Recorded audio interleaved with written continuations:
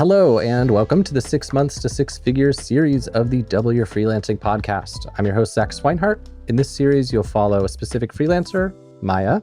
Hello, Maia. As I coach them from early stages to earning a six-figure annual income. $100,000 a year breaks down to $83.33 a month. So the challenge is to see how quickly we can get Maia to earning that. So in this series, I connect with Maia every week or two, and it follows a similar format to the coaching in the DYF Accelerator community. So if you're watching this and you want to get coaching like this, you can join. And to do that, you can go to dyf.link/DYFA. So let's jump into the interview. I was chatting with Maia before we started recording to remind myself what even were her goals. And it sounds like, Maia, you were saying getting serious about time tracking and exploring delegation. That's what you had down as your goals, yeah? Mm-hmm. Cool. And how did it go? I think it was very helpful, the conversation we had, and I saw each category of the things that I do as a role. And a little bit like potential roles when I scale my team, a little bit like just roles, like what are my duties in my studio. And it was just really helpful to see me create a new task and say, this is not a duty. This is just me, off my ass, just saying like, I'm gonna do this because it's cool. So really was like a frame, like a guide rope to not just do things for fun and focus on like my duties. That was really helpful. Nice. And to contextualize this call, because I saw on Instagram that you launched a workshop, which you were telling me about before we started recording. It sounds really, really awesome. But what I think is the coolest about it is that you launched it in like a really scrappy, or as you would say, slashy way. I think that's awesome. But to contextualize this call and stuff and like kind of where you are on this getting the agency to six figures kind of journey, like if we're zooming out, what do you think, if you're comparing your agency revenue now and where your time's going now that you've been time tracking and you're looking at the amount of revenue you're doing for the amount of time you're working, what do you think the biggest kind of next hurdle is? Is it raising your rates for the hours you're working such that those hours are worth more money? Is it going to be delegation? Like if you were to articulate to me what you're hoping to leave the session with today and what you think is the biggest next thing to tackle, what do you think that is? I'm starting to think that is getting really clear on the admin side of things and getting smarter with the tech in terms of the admin. Why? Because I don't have a payment processor. I do it through my bank that has like a Stripe page where you can put your card and everything. I do all the bookkeeping on my studio. I message my clients like through my newsletter, but I message them, hello, your payment is due today. I keep track that those payments are done. And so that's one part of the CRM. And then I also do all the back and forth. And then I also do almost not manually, but just call.com for scheduling calls. And all that is what a CRM is supposed to be doing. And I've explored all of them and I hate them. And I just know that there's some smarter and more streamlined way to do admin tasks because I do a lot of them now that I'm time tracking and seeing the admin tasks that I do. And I don't want to be doing so many admin tasks. Well, when you're somewhat low volume, which you still are, I think you don't need a crazy complicated system. Like I have heard of this one tool called Dubsada, which is like an everything tool, and I could see you liking it, but I could also see it being a rabbit hole of you customizing it. I don't know. You're shaking your head. You've heard of Dubsada before? I'm sorry. I'm such a picky person. It's so ugly. Like it's beyond ugly. I didn't like it. Ugh, client facing and like designer facing. Ugly. Yeah. So what I would recommend, there's a tool called Harvest that I used. It is ugly for you, but it's only an invoicing tool and it won't be so ugly for your clients. And the reason that I liked Harvest when I was running my consultancy, and I still use it, is that it integrates with Stripe's eCheck ACH processing. So you can, if you're sending a multi-$1,000 invoice, your clients can pay it via Harvest, and it'll get processed for like a flat $5, as opposed to if you were to do it with PayPal or a regular credit card, you'd be paying that 4% or 3% or whatever. So there's that. And then for the scheduling and stuff, like I don't know that call tool that you use, but something like SavvyCal, really nifty. You could hook it in with. Yeah, call.com is like Savicar. Like I was using Calendly, but I like the UX of call.com. And Okay. yeah, I don't know, I'm dreaming about a But you tool that just say does everything. you can look for it if you want, but so I like the idea of one tool that does everything, but it can be hard to find one that does everything well, because usually they do some things better than others. And then if that one thing they don't do well is a deal breaker, then you're kind of screwed and have to start over. But Well, I'm Honeybook curious how is much time you're actually. Uh-huh. No, tell What me. was that?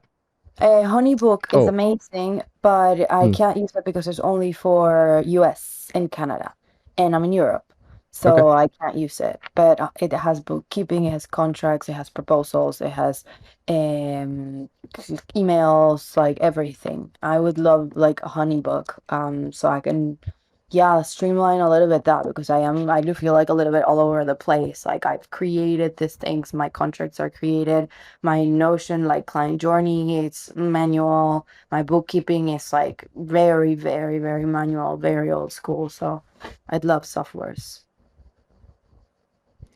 You could, if you do keep discrete tools. I mean, I was never too nerdy about this when I was running even my small agency, and we were doing I got to remember, I think it was about 250K a year. And that was, I don't know how many projects that came down to, probably like 20 to 40 projects a year. So it wasn't none, it wasn't like we just had one gigantic client. We worked with quite a few clients, and with the discrete tools, it was fine. You can look for this master tool if you want, but what I was going to say is that if you say you're using ConvertKit or whatever, if you use ConvertKit to handle project stages where, like, once somebody gets a certain tag applied, it triggers an automation that sends an email to them with a link to your Notion document.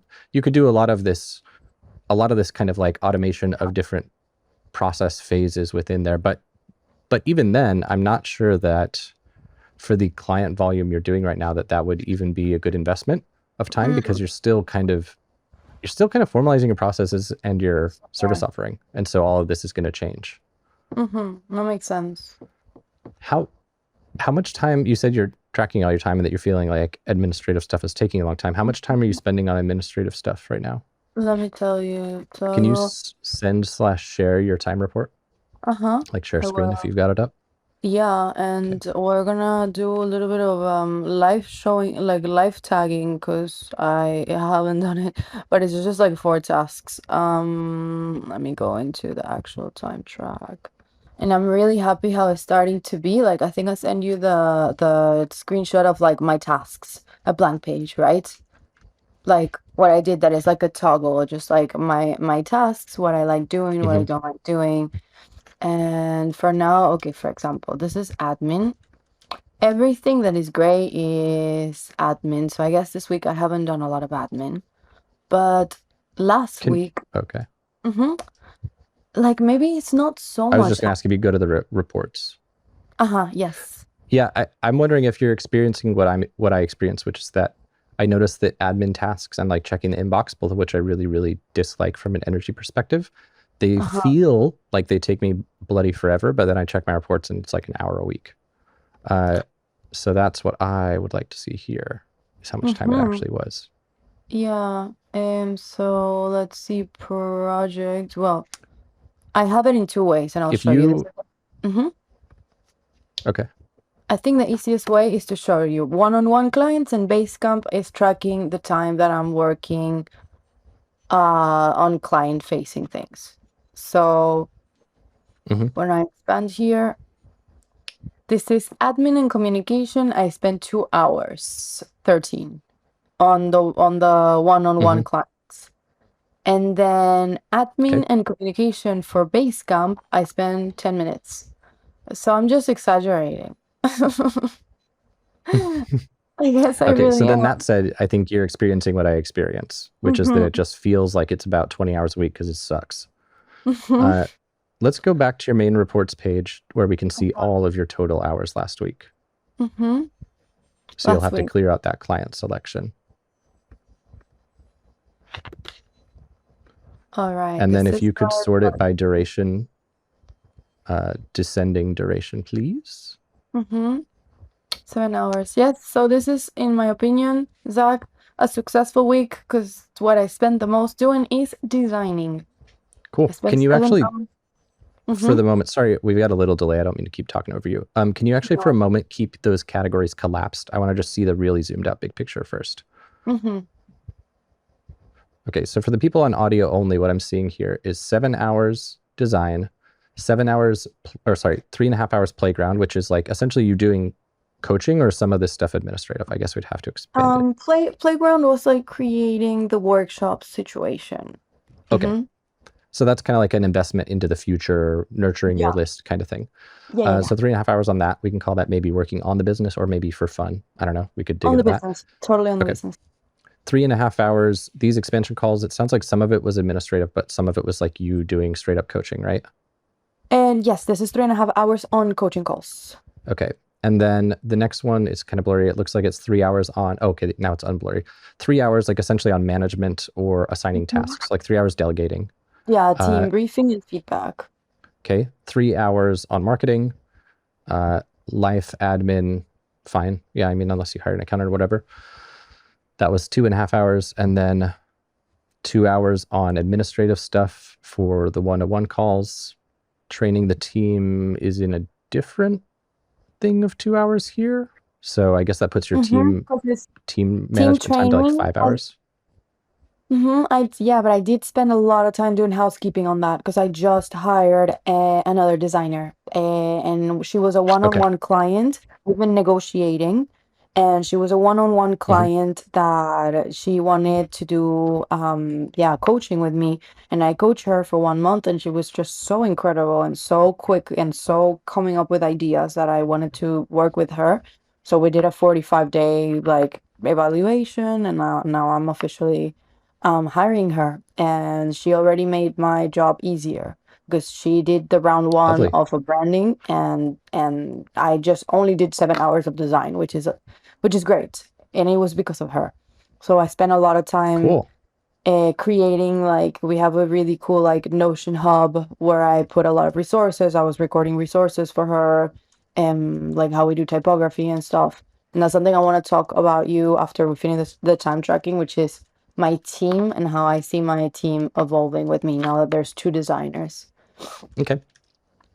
So my question to you, as I'm looking at this week, like in terms of the broad distribution, it does look like a pretty good week because I'm seeing probably like the categories make it a little bit difficult to see, but it probably directly billable work is, I don't know, probably 15 hours here, maybe not that many, maybe like 12 to 15. But the question I want to ask is if our arbitrary goal here for the moment is essentially $8,000 a month, if we're looking at this as your billable time, which with this new hire, maybe your time is not the only time that generates money. But what I'm kind of wondering about is in terms of, so I've been going through Clockwork by Mike Kalowitz, and he talks about the queen bee role and how that's like the core thing that needs to be served in order to make your clients happy, kind of thing. That's me butchering the paraphrasing, but nonetheless, with these staff members, what amount of project fulfillment work are they taking off your plate? Like, how are they affecting your effective hourly rate is kind of my question. Yeah, I love that question because, for example, I don't have a number for you, but I can tell you that my designer, Anna, she pretty much did the whole branding. Her logo got approved. I was just there in the meetings, and I was just there curating and giving her direction, but she developed a brand identity that would have taken me 40 hours, and she did it, or maybe 20 hours, and she did it in 30. So she took off me. And how much? Mm-hmm. How much did she cost you for that? Well, I'm paying her $44 an hour. So we're doing half mentorship. Like how we're doing is half mentorship and half payment. So I'm still like, she was with me for one-on-one expansion, and we're doing like half of her paycheck into like my coaching hours. So it's really good for both of us. Okay. But so you're saying for that brand identity, you paid her $1,320. I paid her $188. for 20 hours of work. And then we did 10 hours of coaching. Not 10 Oh, hours, okay. I see what you're. not 10 hours of coaching, but like my service worth 10 hours, like that, those 44. So 888 on coaching, which is my program. Okay, but just to clarify, like the nuts and Mm-hmm. bolts of the business. So you're saying you did not pay $1,300. You paid a certain amount of dollars, and then you gave her some like mentorship for free. Yes, yes, yes. Okay, but then like one day, once she's no longer being mentored by you, you would theoretically have indeed paid her legit $1,300. Like that's the end goal? Okay. Yeah, it Okay, so is. then for that project, let's just pretend you did pay that in cash. Okay. What did you bill that work out at? Like what I'm trying to find out what your margin is basically. Yeah, no, I like that. I really need this. 2,670 was this. This is the Okay. bundle. She And paired Basecamp and Playbook. Remember that she paired them up, and that was like my highest pitch. That's why I completely invited Anna, and I'm like, okay, let's split it half and half-ish. so I'm just writing some notes down. So you paid $1,300 for a $2,600 project. And what were all of your time commitments, including marketing, to like book that project, send the invoice, do the initial onboarding? Like you don't have to be precise, but a good guess. Review Anna's work. Like what was your time expense there? Let me tell you, it's here on Focus to Do because I did it before the Toggle era. Stupid And focus to do. stupid Focus to Do it just tricked me into his beautiful UX. So this is Basecamp, Rhythm. I spent 5 hours working on this. So it was a Okay. really And this is profitable everything project. though. Yeah, let's say maybe six. Let's say six back and forth on Telegram. Like I wasn't being so religious tracking, but I did track the meetings. Like it has been such a delight of a client. It was a one clarity call. She wanted everything. She loved what Anna did. Like Anna showed her a version of the logo and she was like, no, that's my logo. I really want it. So I'd say this is like best case scenario. But yeah, I worked on it, let's say 6 hours total. And that's including you reviewing Anna's work, talking to her in Slack for 5 minutes. Okay. Mm-hmm. And did she Yeah. mostly own everything, or did you have to like be constantly supervising, constantly assigning, constantly giving No, feedback? not at Okay. all. And So that's then, why, uh-huh, go no, on. go ahead. Sorry. That's why I want to like $44 an hour. I wasn't making that at her age at all. But there is I want to train these designers. They are Mhm. talented. I want them in my team. I want to give them a raise when we're getting there. And this is like they're making almost as much money as me, because my business is not that profitable right now. Well, it is, but it's not crazy profitable. But she did such a good job that I want to keep her motivated. I'm offering her like $50 also for trainings in Berlin for her to do on anything. She's gonna do some risography and like screen printing and stuff. Like I really want to keep my team with me because I don't want to hire anyone else. I just want these two designers, maybe a project manager in the future, but it's small team, Yeah. good work. Yeah. I mean, $44 an hour for a junior designer is quite good. Yeah. Especially since it's like non-US, right? Where's she based out of? She's in Berlin. So that's Oh, gonna well, then that's not cheap then. Hmm? No, it's gonna Berlin's be great. expensive. Yeah. What? No, I live there. Like it's super cheap. Super. If you're living like us, it's super cheap. Okay. Wow. Well, color me revised about my opinions of Berlin. I thought Berlin was kind of spendy.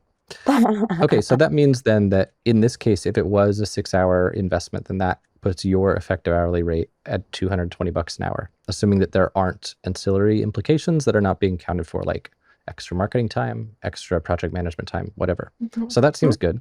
So, hmm and you said it took her 30 hours. So that's like pretty big time investment for her. So it's not like she could do 10 of these a week, No, she's Um, learning. We did it over 4 weeks, just really, really learning. Like what would have taken me 5 hours, it took her 30, but she's really learning and she's really receptive to feedback, which is okay. my favorite thing.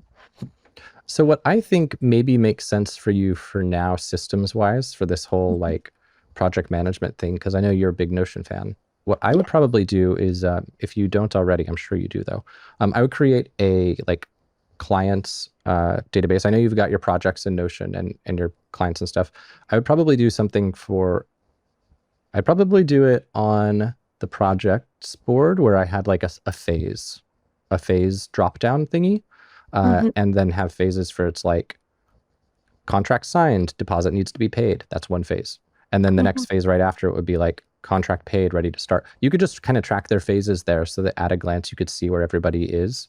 Yeah.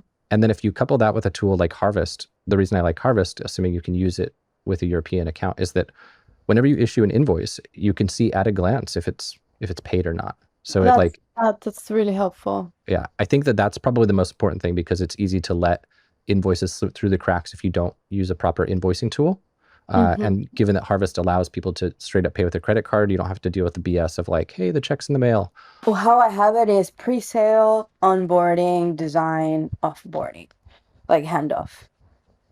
That's no.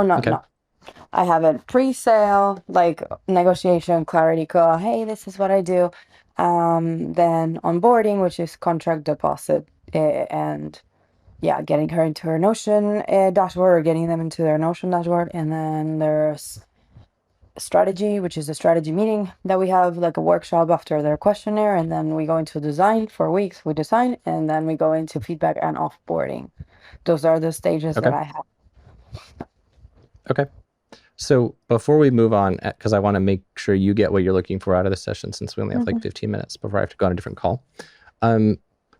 I'm just kind of wondering how many projects in this past week you added to the queue and how many you fulfilled, just to get a sense of like where you're at in terms of monthly income. Like, what do you think in terms of projects fulfilled you're doing in terms of monthly income right now? It's a good week because I fulfilled these 3 brandings. I handed them off, and it took me 7 hours to hand off 3 projects, which I've been working on. Well, on Let's Play and Oma, they were 2 that I finished this week. But from start to finish, it took me 3 hours 25, which is what usually takes me, Zach, allegedly 4 weeks. So I did what you said. I did it as quick as possible. It did take me 3 hours. I did have help from my new designer, which really sped up the whole thing. But next week I'm in. Wait. Hold up. You're saying this is your core base camp. Like this represents start to finish all of your work in only that 3.5? No. Just this week. But to be honest, okay, let's add to Oma Pasteria, let's add an hour because I had a workshop with them. Let's add 2 hours of preparing that workshop where I read their answers of the questionnaire and I was back and forth. Let's add a clarity call. Maximum from the beginning to end, 6 hours. And this was just me. Like I didn't brief any of my designers to do it. 6 hours. 2 project. Okay, cool. And then with your Let's Play, that's the one that your designer helped you prep. Yeah. So she did 5 hours. She saved me like 10 hours. And I did the clarity call, then the workshop, prepare the workshop, just back and forth a little bit on Telegram, mood boarding, which, it would be like 4 hours. Before design, I normally do like 4 hours of strategy and onboarding. So. Okay, so I want to break this one down because this is starting to get me really excited. So. Oh my God. Tell me, so Let's Play branding. Let's Play branding, you said was a 22 revenue client, yeah? Yeah, 2. And then you personally tell me how your hours broke down in total for the whole project. I have it here on Focus to Do. Let's see, actually. Samantha also, 4 hours. And so 5 hours I spend onboarding, doing the strategy deck, on the strategy meeting and support. So let's do 5 hours of pre-design, and then 7 hours and 25. 5, 6, 7, 8 hours and 25 in total. But this is the one that your staff member helped you like offload some time, or could you have offloaded some of that onboarding if you had been working with them sooner? I think so. She could have helped me with the strategy meeting. She could have helped me do her own research. In the clarity call, it's me. In the strategy workshop, obviously, it's me. So those are 2 hours 1.5 hours that I need. But she could have helped me with the strategy workshop for sure. And then that staff member, you said, spent 5 hours of their work on this project. Purely branding and design. only designing something that then I saw and I redesigned, like curated a little bit and like put together to be client facing. Okay. And that would also, would that team member be paid at 44 an hour once, Yeah. like in the long term, or not long term, Yeah. but midterm? Okay. Mm-hmm. Okay. So then that means your fixed cost, so 44 times 5, which it sounds like you can reallocate in the future. But nonetheless, your fixed cost would have been 220 bucks. So that essentially puts your revenue for the client at 2,000. So 2,000 divided by 8.5 puts your effective hourly rate here at 235. But we have to obviously factor in that you have to spend time on marketing, but not a lot. So this is great. This is really exciting for me. So so with that in mind, like with this as your fixed cost, you could personally do this, what you just did here. You could do this if you're spending 8.5 hours. You could fulfill 3 of these a week if you wanted to, which would put $2,000 in your pocket per week, like for you personally, Maya, minus taxes and stuff. So $6,000 a week. So that's 24 grand a month that you could be clearing in profit if you had the marketing volume to support it. So that's really exciting to me. So what I see here is, like, before you and I were chatting, you can stop sharing your screen if you like. We were chatting. My main goal for you was to raise your rates because it didn't seem like your previous rate structure would support you getting to like a 6-figure income level with how much time it was taking you. But now you're like, you've got your rates a bit higher. You've got the stuff delegated so that you're able to just come in and do your master paint swatch, and your team can help with some of the inner parts, like that whole 10-80-10 thing. So this is all looking really good to me. What do you want to get? Like, to me, the kind of big next step is continuing to solidify service offerings. The fact that your rates have you at this really good effective hourly rate now, and you've got some good margins. This has me feeling very excited, very confident. I don't think it's important for you to keep raising your rates. Okay. You can if you want, but I would rather see you now raise your volume, and then as your volume goes up, solidify your systems. Here's a question for you: is, do you think your service offerings, especially with Basecamp, we didn't talk about Playbook or whatever it's being called these days, but do you think your service offerings are feeling solidified now, or do you think they're feeling like you're still kind of honing in on the final scope? I like them very much. I've been running them like clockwork, but I do feel like now that I have a team, they are changing because Okay. now suddenly the strategy workshop is gonna be co-created, and now the onboarding is gonna be done by someone else. So I think I need to like change, reflect that also, not necessarily on the client deck, but a little bit on like my personal playbook of like how we do this at blank page. Okay. And the prices, just so you know, this is also super exciting. Prices are now 2,666, and I have 2 clients that signed it. So that's the official, like it's 2,666 officially. Isn't that like bad? I thought you had all these things that are spirit numbers. Wouldn't you want not to have a 666 one? Oh, 2,666, yeah. Satan. 2,660 then. I'm gonna put You it should raise it to 2,777. 2777. 2,777 or 2,555 actually. 2,666 feels scary. Yeah, but then you're taking a pay cut. Yeah, I don't want you it's to take pay cut. 272777 is it's gonna be the next one. Yeah. Or maybe I start being a bit more serious with my numbers. I don't know. Like, I've seen more people in your sort of space doing the angel number things. yeah. So here's a challenge question thing for you. I think it makes a lot of sense that your processes are changing to accommodate a team. I think that's wonderful. If I said, hey, Maya, now that you've got some of these team members in place, what if you aimed to bump your project fulfillment by 50%? So in other words, be working with 50% more clients per month or week or whatever than you are now at your current 2777 rate. So it's a lot more in that it's going to require like ruthless prioritization of certain things, but it's not so much more that it's going to break all your systems. Does the idea of doing that feel risky, like you're gonna have things fall through the cracks and you're gonna fuck up, or does it feel like because obviously you might be sitting there wondering like, well, where am I gonna get these clients? But we know where you get the clients, so it's from Insta. Yeah.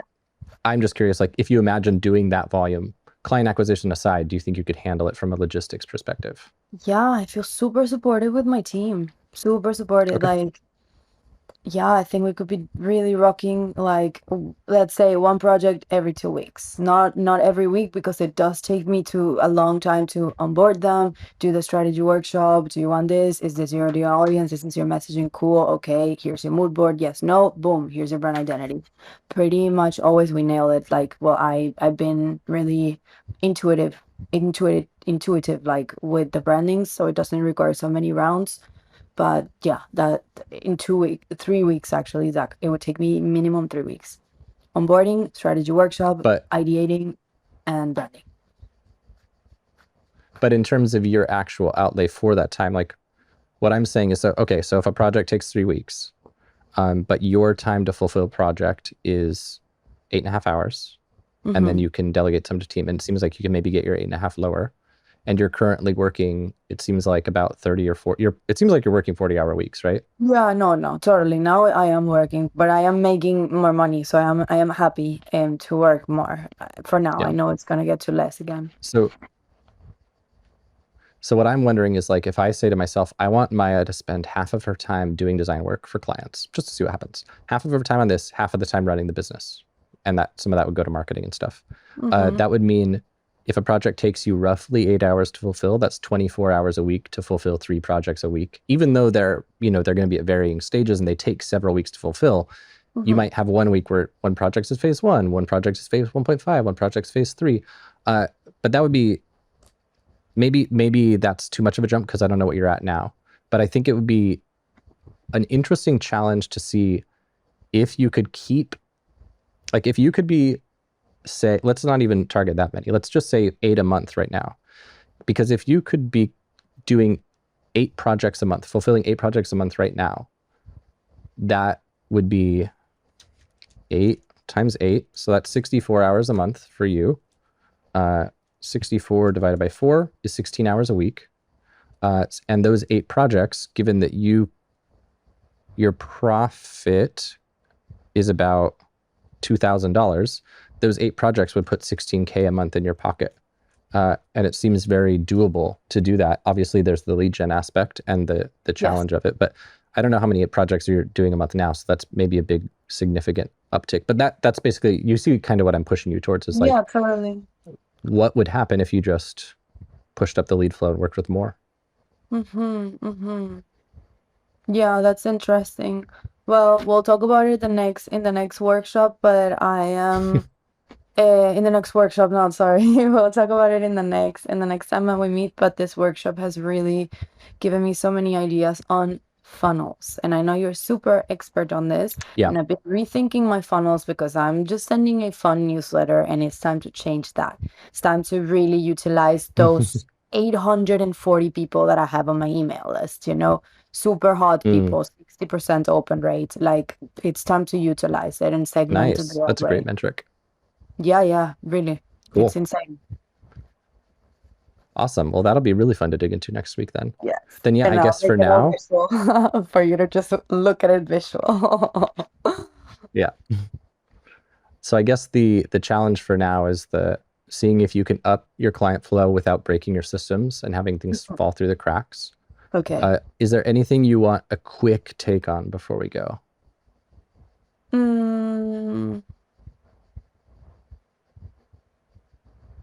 No, I feel good. I feel good that you approved the rates of my designers, because that's something I really wanted to talk. I'm happy that it was profitable because at the moment it almost feels like an investment, because like I am making money, but I'm in the stage that it's like saving money is still hard, because it's not a Yeah. crazy amount of money. So I trust in the future, but I know that what you're saying is really right. I have to try to fulfill projects quicker. But no quick Yeah, and I projects. think No quick fix. I know what I have to do. Yeah. And I think that it is important to be careful about where the money goes. A mentor gave me some advice just yesterday on this kind of thing with reinvesting into DYF. He said that he runs like a way bigger course-driven business than me, and he has like a fractional CFO, has a lot of moving parts. And he said he's an over-delegator, And he at one point burned through like $200,000 by hiring like a director of ops who like kind of just shifted a lot of things around. And there are a lot of people being paid by the hour to like do these things, but it wasn't stuff that like really moved the needle. And so in this case, if you're paying a designer to do design work that you would otherwise have to do, that is like the close to the money, not like close to the money really, but like close to the fulfillment, and it's very important.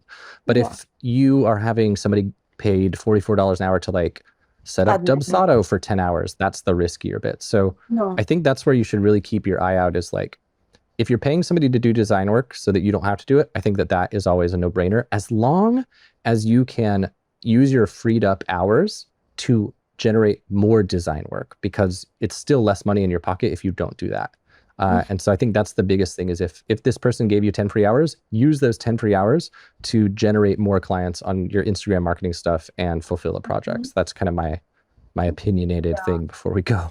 No, that's great. And then those 15, 20 hours that I had left because my designer's doing it, made me have time for a workshop with 48 people going into it. So that's really starting to work out. The team is starting to make sense. And yeah. And if you can use those 15 hours for, say, this design work you're doing on a Basecamp project, that is guaranteed $220 an hour work for you because of the arbitrage. But the workshop, we'll dig into it next time. I don't want to give any opinions on the workshop until I know more. If it's a really good lead source, then dope. Just make sure that it's strategically wise.